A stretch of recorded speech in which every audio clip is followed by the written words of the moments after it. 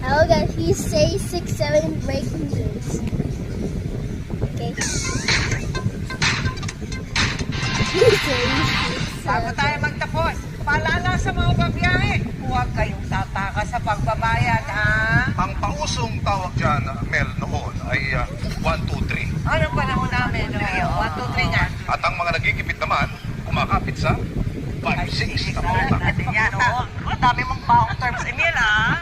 Pero laos na raw yan. Sa napiling word of the year ng online platform na dictionary.com, yung 6-7. 6-7. Oh my god, he says 6-7. What the hell is that? Is the breaking Yung mga news? pinanganak mula taong 2010 hanggang 6, 2024, pero wala yang iisang ibig sabihin. Depende raw yan sa gamit. Pwedeng ang ibig sabihin yan ay so-so, medyo-medyo lang, o kaya naman 6, maybe this, maybe that, na parang siguro.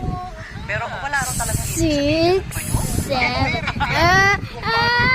6, 7. Nagsasabing mula ang 6, 7 sa lyrics ng Look kanta at the 6. 2, 6, 7. Oh my god. Oh my god, this is 6-7. Oh my god, this is 6-7. Kantahin mo yan. Look at there. Napili yung word of the year dahil sa dalas ng paggamit niyan.